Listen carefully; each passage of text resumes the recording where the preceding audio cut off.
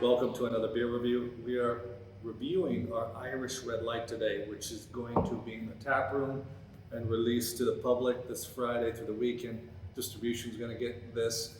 They're actually picking up a lot of kegs for it. They're getting ready for St. Patty's Day. Bars and restaurants like we are, remember we got robbed of it last year. So everyone was sitting on a whole lot of beer and a whole lot of corned beef. And we were in the same boat. So as the 6-foot rule is, bars and restaurants are not playing it so tight anymore. We're not afraid that we're going to be shut down again. The numbers are looking good. They're starting to go down.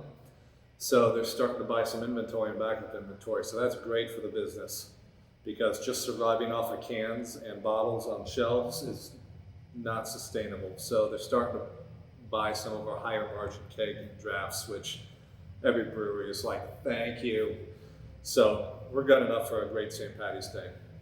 So what was our thoughts behind this? So the Irish Red Light, we wanted something to be a little bit lighter in body than a traditional red, but in true R.Shea style, we wanted to kick the alcohol up just a little bit, not anything crazy, maybe into IPA territory, but still an easy drinker. So that's what we did.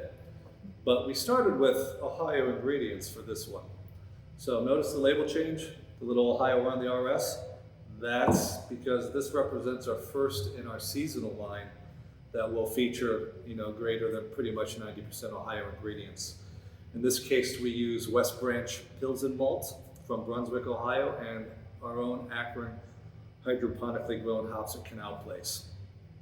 Now, also for this style, how did we make it lighter in body? What did we do?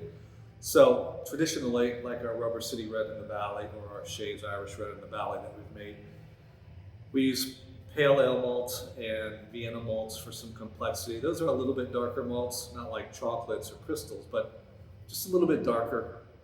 So we pulled those batch, and going local, we had Pilsen malt, which is the lightest malt from West Branch. So we lightened up the base malts. We kept our crystals and our roasted barleys the same, we just lightened up that base malt to give it a lighter body, real easy drinking, and we believe we accomplished that. So, actually, I'm totally lying to you. We made it for the label art and title. Usually when we make a beer and we figure out a name later. In this case, we had the name and the label art. We figured out the beer. So, Irish Red Light, it's just a red light. And no, I looked, there are no difference between American red lights and Irish red lights. So, it's just some cool label imagery. Anyways, this was a great experiment for this style, because you remember we started up the Valley with Rubber City Red as one of the core beers. If you go back even further, that's one of the most brewed home brews that I did before starting up the Valley. So I'm well acquainted with the flavor profile of a red. I just like that style. It's malty. Hoppy beers, IPAs, especially Double New Englands, you can't keep drinking, at least I can't keep drinking them before I start getting full and whatever. So this is a good day drinking beer. And a red was the first one we scaled up in the Valley. Like I said, we also used that recipe to scale up the first time at Canal Place because we knew the flavor profile so well. So this was a fun experiment just to go to another end of the spectrum, just lighten it up. Because you know what, we can't keep drinking Double New Englands and pastry stouts every single day. Am I right? Am I right? You guys are throwing stuff at the TV right now. Okay, I'm not right. We can't drink those every day. But to sober up, we'll stick a few of these in, right? So let's crack it open. See what it tastes like.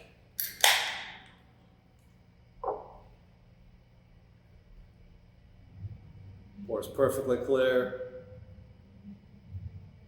Can't see through it because it's neither a Double New England or a pastry stout. There we go. So it is a little bit lighter in body and in color from our regular Rubber City Red or Irish Red. For reds, I always get a light, malty, coppery smell. Uh, that tastes good.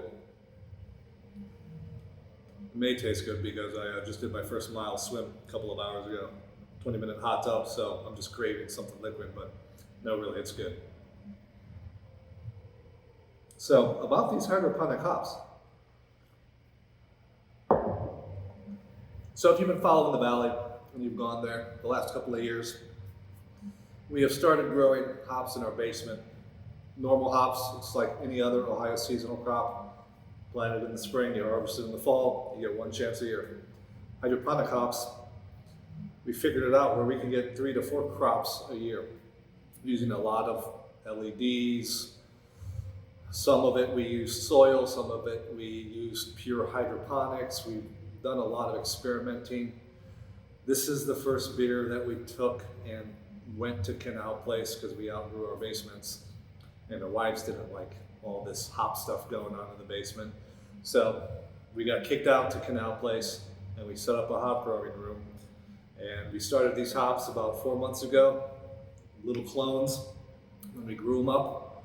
So we transfer them over to the other room, get them on a good light cycle, have them go up the vines, and we got to kind of every day mess with them, move them, make sure they're growing on the right one because we want to get like a whole lot of vertical feet into this spiral. And then we change the light cycle when we want them to start flowering and developing their hop cones, and then it's not too long after that and it's harvest time. So these are Chinook hops, if you're interested. We used about 6 pounds per each 20 barrels, so we got about 12 pounds. It's our first experiment.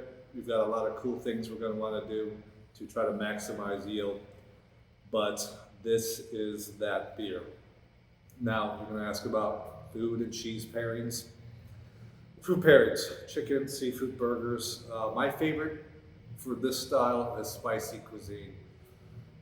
Get some, barbecue, spicy barbecue, smoked meat, something spicy. This really just cuts that immediately and doesn't leave a lingering flavor on your palate. And you're ready to go eat again. But it's beer. Cheese pairings.